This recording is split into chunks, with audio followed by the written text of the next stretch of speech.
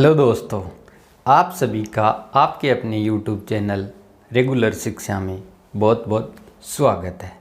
हम पढ़ रहे हैं थर्ड एक्सरसाइज जिसका नाम है बहुपद, और बहुपद में हमने 3.2 तक कंप्लीट कर ली है। बीजीय व्यंजकों का भाग कैसे देते हैं वो हमने पढ़ लिया है। अगर आपने वो वीडियो नहीं देखे हैं तो जाकर देख लीजिएगा। 3 पार्ट में मैंने भाग को समझाया है। तीनों पार्ट आप अच्छे से देखना, आपके भाग है वो अच्छे से समझ में आ जाएगा। आज हम पढ़ेंगे द्विघात समीकरण का मानक रूप क्या होता है और कैसे हम गुणनखंड के द्वारा द्विघात समीकरण को हल करते हैं। हालांकि हमने 3.1 को जब पढ़ा था तो उस टाइम हमने द्विघात समीकरण को गुणनखंड विधि द्वारा हल करना सीख लिया था, लेकिन 3.3 है उसमें सारा यही सिस्टम है।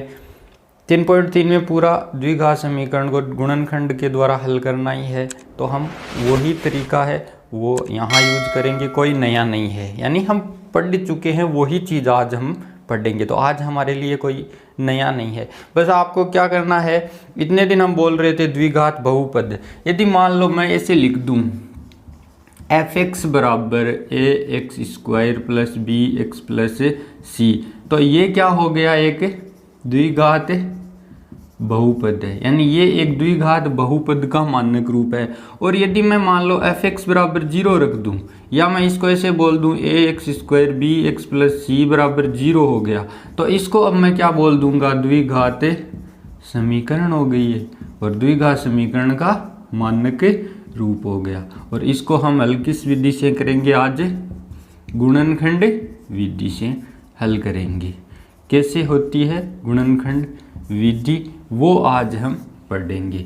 ये चीज़ हम पढ़ चुके हैं कि द्विघात बहुपद का मानक रूप ये होता है। जब हमने 3.1 को पढ़ा था तो उस टाइम है वो हमने ये चीज़ पढ़ी थी। कब पढ़ी थी, जब हमने मूलों के योग और मूलों के गुणनफल से जब समीकरण को बनाया था, तो उस टाइम हमने ये चीज़ पढ़ी थी कि ये द्विघात समीकरण का मानक रूप होता है और इसके बराबर 0 रखते ये द्विघात समीकरण हो जाती है। ये द्विघात बहुपद, ये द्विघात समीकरण है। बस इतना सा फर्क है और कोई फर्क नहीं है, चीज़ वही है।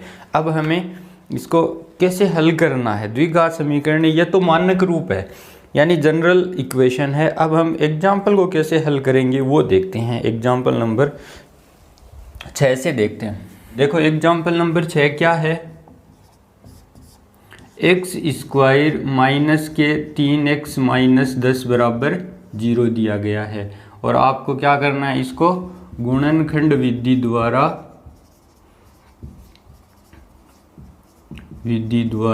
क्या याद करने हैं, मूल्य ज्ञात करने हैं। तो कैसे करेंगे, सॉल्यूशन या हल लिख लो बस। तो हमारे पास समीकरण क्या है, x² माइनस 3x माइनस 10 बराबर 0। अब हम यहाँ क्या लिख देंगे, गुणनखंड करने पर। और गुणनखंड हम करना सीख चुके हैं कि इस संख्या को ऐसे 2 टुकड़ों में तोड़ना है कि यदि हम जोड़ें या घटाएं तो वापस यही आ जाए और गुणा करें तो माइनस के 10 आ जाए। यानी 3 को आपको ऐसे टुकड़ों में तोड़ना है कि गुणा करे, जोड़ या बाकी करे तो यही आ जाए और गुणा करे तो माइनस के 10 आ जाए। ऐसी 2 संख्याएं आपको सोचनी है, यानी ऐसे 2 टुकड़ों में तोड़ना है। तो देखो 5 और 2, 5 को जब 2 से गुणा करते हैं तो कितने होते हैं, 10 होते हैं। यदि मैं इसको माइनस कर देता हूँ 5 और इसको प्लस रख देता हूँ, जब इन दोनों को हम जोड़ेंगे तो माइनस के 5 प्लस के 2 कितने हो जाएंगे, माइनस के 3 हो जाएंगे। और माइनस के 5 को जब हम प्लस के 2 से गुणा करेंगे तो माइनस के 10 हो जाएंगे। यानी इसके 2 टुकड़े क्या क्या हो जाएंगे, x² माइनस के 5x और प्लस के 2x। यदि इनको जोड़ते हैं तो वापस यही आ जाता है और माइनस 10 बराबर 0। अब इन दोनों में क्या कॉमन आ रहा है, x कॉमन आ रहा है ना, तो x कॉमन ले लिया तो x माइनस 5 यहाँ बच गया। और यहाँ दोनों में क्या कॉमन आ रहा है, 2 आ रहा है, तो यहाँ भी x माइनस 5 बच गया बराबर 0। अब 2 गुणनखंड क्या क्या हो गए, एक तो हो गया x प्लस 2 और एक हो गया x माइनस 5 बराबर 0। अब मान लो हम इसके अलग अलग इसमें 0 रख देते। यदि x प्लस 2 बराबर 0 है तो x बराबर क्या हो जाएगा, प्लस के 2 इस साइड आकर क्या हो जाएंगे, माइनस के 2। और यदि x माइनस 5 बराबर 0 है तो x बराबर क्या हो जाएगा, ये प्लस का 5 हो जाएगा। अतः x बराबर क्या क्या आ गया, माइनस का 2 और 5, ये दो मूल्य आ गए आपके पास। बस इतना सा सवाल था। और ये गुणनखंड विधि होती है, यानी गुणनखंड विधि का मतलब यही है, इसको दो खंडों में तोड़ना है, यानी गुणनखंड गुणा के खंड में तोड़ना, यानी टुकड़ों में इसको तोड़ना होता है। और ऐसे टुकड़ों में तोड़ना होता है कि वापस यही आ जाना चाहिए, यदि जोड़े या घटाए और गुणा करें तो इन दोनों का गुणनफल आना चाहिए। यानी 10 को जब हम एक्स स्क्वायर से गुणा करेंगे तो 10x स्क्वायर हो जाएगा। 5x को जब हम 2x से गुणा करेंगे तो 5 दूनी 10 और x की घात 1 यहाँ दोनों क्या हो जाएगी 2, यानी 10x स्क्वायर आ जाएगा। जोड़ेंगे घटाएंगे तो -5 + 2 -3 हो जाएगा। इस तरह से आपको गुणनखंड करना है, ठीक है ना। तो ये तरीका रहेगा। 3.3 पूरी इसी पर बेस है, ठीक है। इसके बाद में है एग्जाम्पल नंबर 7, उसको भी गुणनखंड विधि से ही हल करना है। क्या है देखो, क्या दिया गया है, √2x² प्लस के 7x प्लस 5√2 बराबर 0 है। और इसको हल किसे करना है, गुणनखंड विधि से हल करना है। तो हम क्या कर देंगे, √2x² प्लस के 7x प्लस 5√2 बराबर 0। और अब हम क्या लिख देंगे, गुणनखंड करने पर, अब गुणनखंड करेंगे तो कैसे करेंगे, अब देखो अब हमारे पास क्या है, यहाँ पे क्या है 7x है, यानी जोड़ें या घटाएं तब तो क्या आना चाहिए 7x आना चाहिए, यानी चाहे तो जोड़ कर दो चाहे बाकी कर दो तो ये आना चाहिए। और गुणा करेंगे तब तो उस टाइम क्या आना चाहिए हमारे पास 5√2 गुणा 2, यानी 5 तो हो गया, √2 को जब √2 से गुणा करेंगे तो ये 2 हो जाएंगे, यानी गुणा करें तब क्या आना चाहिए 10 से आना चाहिए, यानी जोड़े या घटाए तब तो 7 आना चाहिए और गुणा करे तब क्या आना चाहिए 10 आना चाहिए। तो कैसे करेंगे हम इसको, वही 5 और 2 हो जाएगा ना। इस बार हम दोनों क्या ले लेंगे, प्लस के ले लेंगे, तो 5 2 जुड़ जाएंगे तो कितने हो जाएंगे 7, और 5 को 2 से गुणा करेंगे तो कितने हो जाएंगे 10। यानी अब इसको अब कैसे हल करेंगे, √2x² प्लस के 5x प्लस के 2x प्लस 5√2 बराबर 0 आ गया। अब देखो यहाँ क्या कॉमन आ रहा है हमारे पास, यहाँ क्या कॉमन आ रहा है, x आ रहा है सिर्फ, तो x कॉमन ले लिया, तो यहाँ क्या बच गया √2x प्लस यहाँ क्या बच गया 5 बच गया। अब देखो यहाँ पे क्या कॉमन आ रहा है 2x प्लस 5√2। देखो 2 को मैं यदि चाहूँ तो ऐसे लिख सकता हूँ ना, √2 गुणा √2। इसको यदि हम गुणा करते हैं तो रिजल्ट क्या आता है 2 आता है, यानी 2 की जगह मैं ये चीज़ लिख सकता हूँ। तो मैं यहाँ पे यदि इसकी जगह ये लिख दूँ √2 गुणा √2x, x तो एक बार ही आएगा ना, x को यदि 2 बार लिख दोगे तो फिर तो x² हो जाएगा, प्लस 5√2 बराबर 0। अब देखो ये तो सेम आ जाएगा √2x प्लस 5 प्लस, अब यहाँ क्या कॉमन आ जाएगा, देखो √2 यहाँ पर भी है और यहाँ पर भी है, तो हम √2 कॉमन ले लेंगे। अब √2 कॉमन लेंगे तो यहाँ क्या बच जाएगा, एक √2 तो यहाँ बाहर आ गया, एक √2 अंदर बच गया और x बच गया, फिर यहाँ 5 आ गया, √2 को तो हमने बाहर कॉमन ले लिया तो बराबर 0। अब हमारे पास दो गुणनखंड क्या क्या हो गए, एक तो हो गया x प्लस √2 और एक हो गया √2x प्लस 5 बराबर 0। यदि मान लो मैं x प्लस √2 बराबर 0 रख दूँ तो क्या आ जाएगा, x बराबर क्या आ जाएगा हमारे पास माइनस के √2 हो जाएगा, इस साइड प्लस का इस साइड क्या हो जाएगा माइनस का। और यदि √2x प्लस 5 बराबर 0 रख दूँ तो क्या आ जाएगा, √2x बराबर ये प्लस का 5 इस साइड आकर क्या हो जाएगा माइनस का 5, और ये √2 यहाँ पर गुणा में है तो इस साइड आकर क्या हो जाएगा ये भाग में हो जाएगा, यानी दो मूल क्या क्या आ जाएंगे -5 और -5/√2, ये दो मूल हो जाएंगे इसकी। ये गुणनखंड विधि है। बस यहाँ पे यही चीज़ इम्पोर्टेंट है, ये चीज़ आप सीख गए ना तो हो जाएगा। और ये चीज़ आप कब सीखोगे? जब आप प्रैक्टिस करोगे। प्रैक्टिस करोगे तो ये चीज़ अपने आप आपको आने लग जाएगी। ऐसे आपको टेंशन लेने की ज़रूरत नहीं है, ठीक है।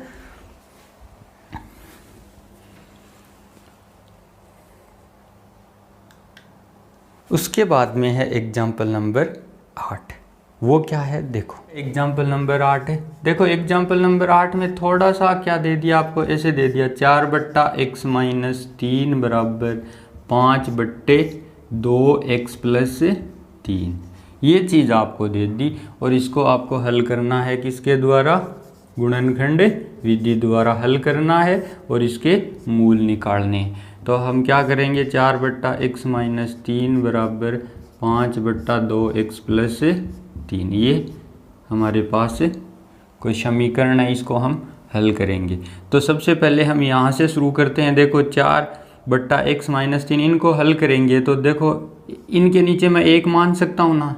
इन दोनों को हल करने के लिए इसके नीचे मैं 1 मान सकता हूँ, क्योंकि किसी भी संख्या में यदि हम 1 का भाग देते तो वापस वही आता है, रिजल्ट में कोई फ़र्क नहीं पड़ने वाला है। तो इसको मैं इसके नीचे 1 मान सकता हूँ। इन दोनों का जब हम लघुत्तम लेंगे तो लघुत्तम क्या आ जाएगा? x आ जाएगा ना भी। x और 1 का लघुत्तम x होता है।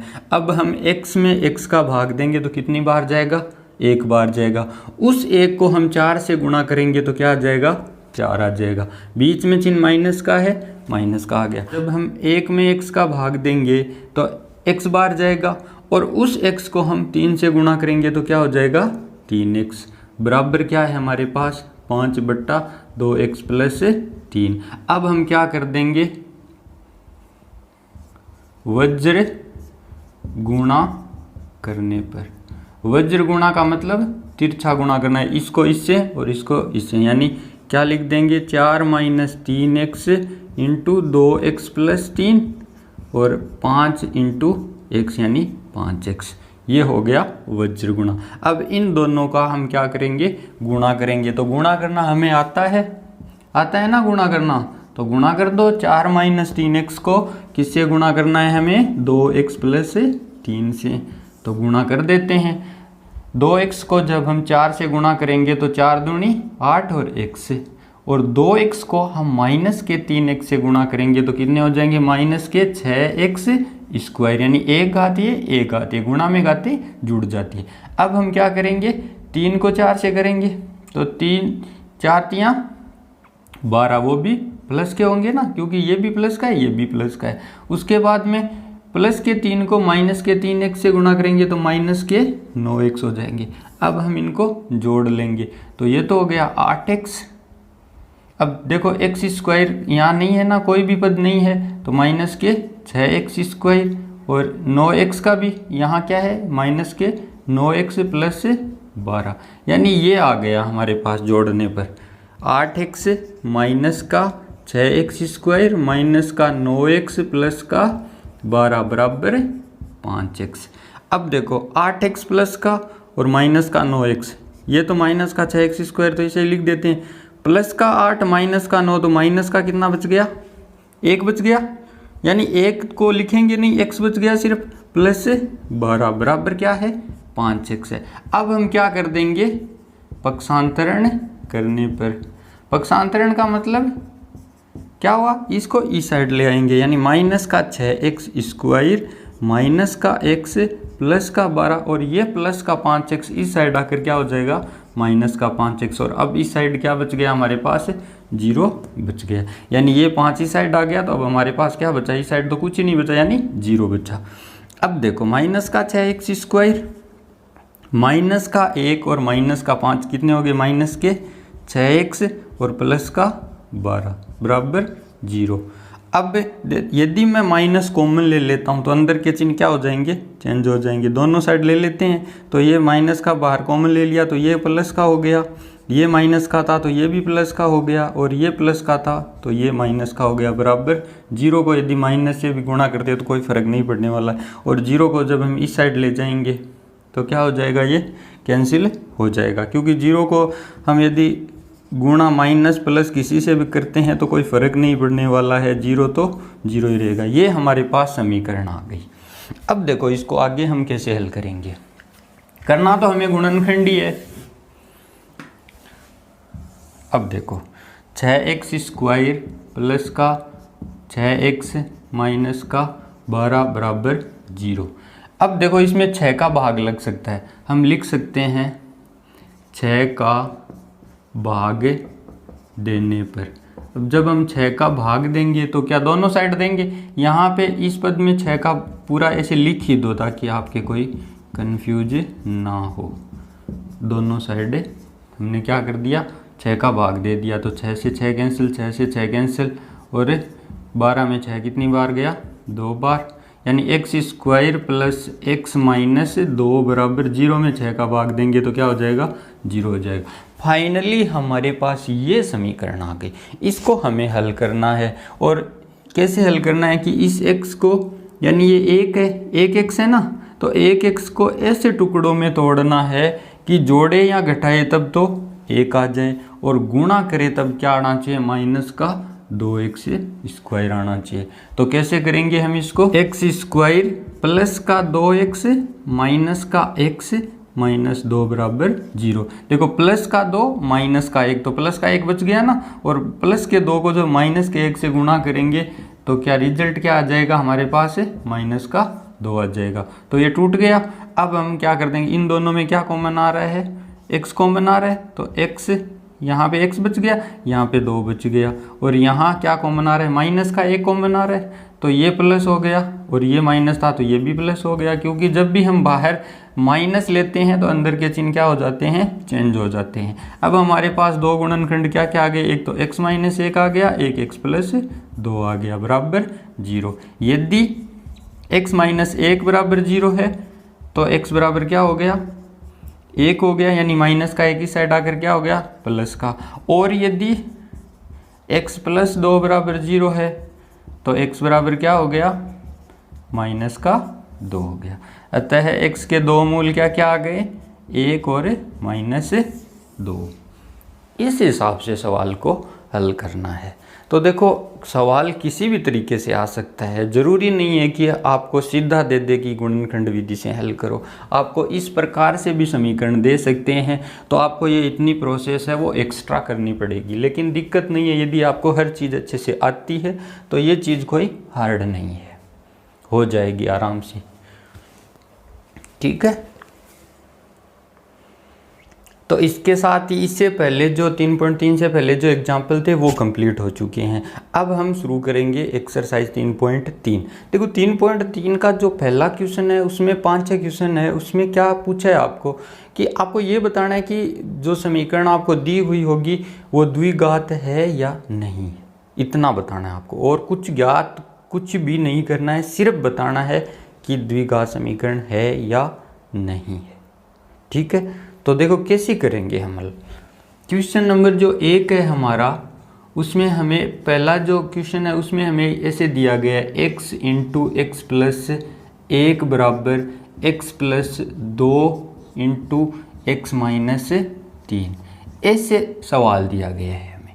अब इसको हमें ये बताना है कि क्या ये द्विघात समीकरण है। अब द्विघात समीकरण कब होती है, जब उसमें कोई भी एक घात है वो 2 होगी, यानी इस रूप में यदि कोई समीकरण होगी तो वो क्या होगी, द्विघात होगी, और एक क्या होना नहीं चाहिए, 0 नहीं होना चाहिए, तब वो क्या होगी, द्विघात समीकरण होगी। तो हमें ये देखना है कि क्या ये इस रूप में है, a0 है या नहीं है। यदि a0 हो जाता है तो इसका मतलब ये द्विघात समीकरण नहीं होगी, और यदि a0 नहीं होगा तो इसका मतलब ये द्विघात समीकरण होगी। बस इतना सा चेक करना है हमें। देखो सॉल्यूशन या हल, x इंटू एक्स प्लस 1 बराबर x plus 2 into x minus 3, ये सवाल है।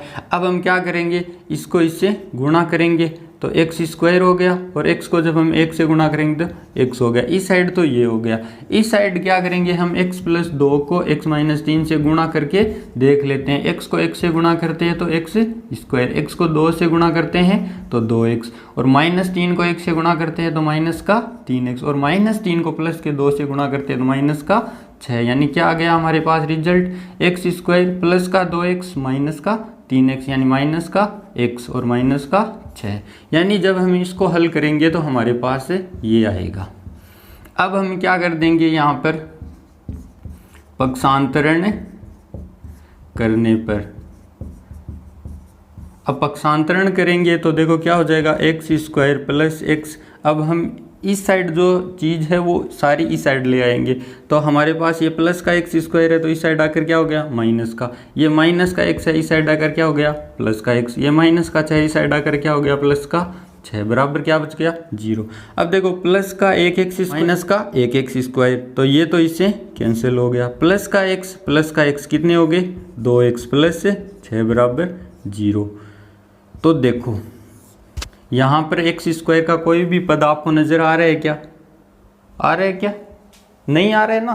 तो इसका मतलब ये क्या है, द्विघात समीकरण नहीं है, द्विघात समीकरण नहीं है। क्यों, क्योंकि यहाँ पर ए क्या है, 0 है। एक्स स्क्वायर का यहाँ पे कोई भी पद नहीं है, एक्स स्क्वायर इससे कैंसिल हो गया यानी घट गया। तो हमारे पास एक्स स्क्वायर यानी ए का मान क्या हो गया, 0 हो गया। एक्स स्क्वायर का गुणांक क्या हो गया, 0 हो गया, 0 हो गया। इसका मतलब ये द्विघात समीकरण नहीं है। इस हिसाब से आपको हल करना है, ठीक है ना। इसके बाद में इसका दूसरा क्वेश्चन है, उसमें भी आपको इतना ही बताना है। देखो दूसरा क्वेश्चन क्या है, x प्लस 2 की होल क्यूब बराबर x की क्यूब माइनस का 4 है। तो इसको कैसे हल करेंगे हम, हमारे पास इस साइड तो है x प्लस 2 की होल क्यूब और इस साइड है x की क्यूब माइनस 4। अब देखो x प्लस 2 की whole cube, a plus b की होल क्यूब क्या होती है, याद है क्या आपको, याद रखो क्या होती है, a की क्यूब प्लस b की क्यूब प्लस 3ab गुणा a प्लस b, इस रूप से होती है, a प्लस बी की होल क्यूब। तो यहाँ पे हम कुछ इसी प्रकार से करेंगे। a बराबर क्या है हमारे पास, a क्या है, x है, और b क्या है, 2 है। जहाँ जहाँ a है वहाँ क्या रख देंगे हम, x रख देंगे, और जहाँ पे b है वहाँ क्या रख देंगे, 2 रख देंगे। तो देखो हल करते हैं। a की क्यूब यानी हमारे पास a की जगह क्या है, x है, तो x की क्यूब प्लस b की क्यूब यानी 2 की जगह हमारे, b की जगह हमारे पास क्या है, 2 की क्यूब कितनी होती है, 8 प्लस 3ab, a गुणा b यानी 2 को x से गुणा करना है, 2x, और a प्लस b, ब्रैकेट में क्या है, a प्लस b यानी x प्लस 2 बराबर, तो x की क्यूब माइनस 4 है। अब देखो इसको और आगे हल करते हैं, तो x की क्यूब प्लस का 8 और 3 को 2 से गुणा करते हैं तो 6x प्लस 2 बराबर x की क्यूब माइनस 4। अब देखो x की क्यूब प्लस का 8 प्लस 6x को जब हम x से गुणा करेंगे तो कितने हो जाएंगे, 6x स्क्वायर, और 6x को जब हम 2 से गुणा करेंगे तो कितने हो जाएंगे, 12x बराबर x की क्यूब माइनस 4। समझ में आ रहा है ना आपको, बस ये फॉर्मूला अप्लाई करना है। देखो इस फॉर्मूले की एक स्टेप और आगे हल करें ना तो ये हो जाता है। देखो 3ab को a से गुणा करेंगे तो कितने हो जाएंगे, 3a स्क्वायर b, और 3ab को b से गुणा करेंगे तो 3ab स्क्वायर हो जाएगा। वही हमने यहाँ कर दिया। अब क्या करेंगे हम, पक्षांतरण करने पर हमें पता चल जाएगा कि ये द्विघात समीकरण है या नहीं है। तो x की cube plus 8 plus 6x square plus का 12x। अब देखो x की क्यूब है, ये यहाँ प्लस की है तो इस साइड आकर माइनस की हो जाएगी, और ये माइनस का है तो इस साइड आकर प्लस का, बराबर क्या बच गया, 0। देखो प्लस का x की क्यूब और माइनस ये कैंसिल हो जाएगी, और प्लस का 8 प्लस का 4 कितना हो जाएगा, 12 हो जाएगा। यानी समीकरण क्या बन जाएगी हमारे पास, 6x स्क्वायर प्लस का 12x और प्लस का 8 4 कितने हो गए, 12 बराबर 0। अब देखो यहाँ पे देखो x स्क्वायर का गुणांक a है ना, a क्या है, 6 है, इसका मतलब a 0 नहीं है, तो ये क्या हो गई, ये क्या है, द्विघात समीकरण है। यहाँ पे x स्क्वायर का गुणांक 0 नहीं है, इसका मतलब ये द्विघात समीकरण है। इस हिसाब से आपको पूरे सवाल है वो हल करने हैं, ठीक है। के बाद में है इसका तीसरा क्वेश्चन। देखो तीसरा क्या है, पहले का तीसरा, क्या दिया गया है, एक्स स्क्वायर प्लस के 3x प्लस के 1 बराबर x माइनस 2 की होल स्क्वायर। इसको आपको ये बताना है कि क्या ये द्विघात समीकरण है या नहीं है। तो इसको हम हल करते हैं, x square plus 3x plus 1 बराबर x माइनस 2 की होल स्क्वायर। तो इसको तो हम ऐसे ही लिख देंगे। अब देखो a माइनस बी की होल स्क्वायर क्या होती है, a square minus 2ab plus b square होती है ना ये। इसीलिए मैं बोलता हूँ, क्योंकि देखो हर सवाल में ज़रूरत पड़ने लगी ना। इससे पहले हमें क्यूब की ज़रूरत पड़ी थी, यहाँ पे स्क्वायर की ज़रूरत पड़ गई। यानी a हमारे पास क्या है, x है, और b हमारे पास क्या है, 2 है। यानी a स्क्वायर यानी x स्क्वायर, बाद में चिन्ह क्या है माइनस, और 2 यहाँ फॉर्मूले में है 2 इंटू ए क्या है हमारे पास x है, और b क्या है हमारे पास 2 है, प्लस b की जगह हमारे पास क्या है 2 है। तो कितने हो गए, 2 की स्क्वायर 4।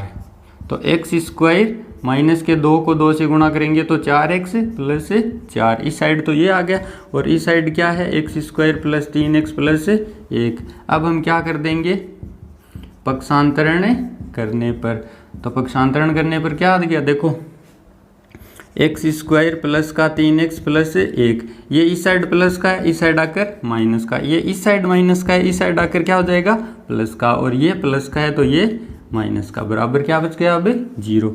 तो एक्स स्क्वायर प्लस का एक्स स्क्वायर माइनस का कैंसिल हो गया, प्लस के 3 प्लस के 4 तो कितने हो गए प्लस के 7x, प्लस का 1 माइनस का 4 तो कितने हो गए माइनस के 3 बराबर 0। तो क्या ये द्विघात समीकरण है। आपको कोई एक्स स्क्वायर का पद दिखाई दे रहा है क्या, नहीं दे रहा है ना, तो ये द्विघात समीकरण नहीं है।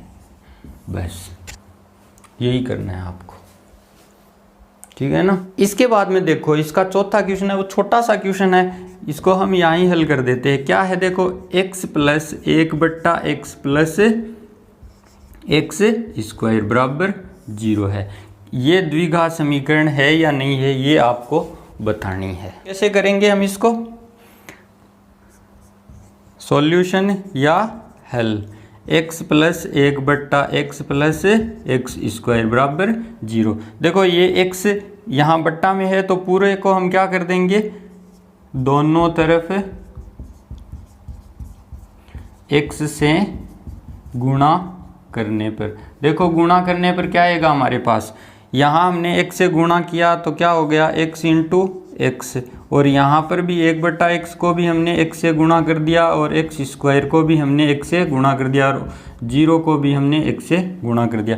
तो x को हमने x से गुणा किया तो क्या हो गया x स्क्वायर हो गया, और x से x अब क्या हो गया कैंसिल हो गया ना ये, तो यहाँ क्या बच गया 1 बच गया, और x स्क्वायर को जब हमने x से गुणा किया तो हमारे पास क्या आ गया x की क्यूब आ गया। यानी हमारे पास क्या आया, समीकरण क्या आ गई हमारे पास, x की cube plus x square plus 1 बराबर 0। तो ये द्विघात समीकरण है क्या, आपको दिख रहा है क्या, एक्स स्क्वायर दिख रहा है ना। तो क्या है, ये द्विघात समीकरण नहीं है, ये क्या है त्रिघात समीकरण है। यहाँ अधिकतम घात कितनी आ रही है, 3 आ रही है। देखो द्विघात समीकरण का मानक रूप ये होता है ax square bx plus c। तो यहाँ पे देखो एक्स स्क्वायर तो है, लेकिन ये क्या है त्रिघात है, तो हम क्या लिख देंगे, ये भी द्विघात समीकरण नहीं है। द्विघात समीकरण नहीं है, ये क्या है त्रिघात समीकरण है, ठीक है। तो इस हिसाब से आपको सवाल हल करने हैं। इस हिसाब से ये तीसरा है, और यहाँ से ये चौथा हो गया। छोटा सा था तो मैंने आपके लिए नहीं छोटा बता दिया, ठीक है। तो फिर आप कह देते कि छोड़ दिया हमारे लिए। आपको क्या करना है, पहले देखना है, फिर सारे सवाल खुद आपको तो निकालने ही निकालने हैं। मैं तो एक बार बता दूंगा, आपको तो करने ही है। एग्जाम में आपको करना खुद को पड़ेगा, तो यहाँ करके जाओगे तभी तो एग्जाम में होगा, और नंबर आपको लाने हैं अच्छे, तो करना तो आपको ही पड़ेगा ना, ठीक है ना। तो बाकी जो इसका 3.3 के क्वेश्चन है वो हम अगली कक्षा में करेंगे। आज के लिए इतना ही। अगर आपने अब तक हमारे चैनल को सब्सक्राइब नहीं किया है तो सब्सक्राइब कर लीजिए, और ये वीडियो कैसा लगा आप कमेंट करके ज़रूर बताइए। और आपको यदि सवाल सारे समझ में आते हैं अच्छे से, तो प्लीज़ लाइक किया करें और अपने दोस्तों के साथ शेयर किया करें। मिलते हैं एक नए वीडियो के साथ, तब तक के लिए बाय बाय। जय हिंद, जय भारत।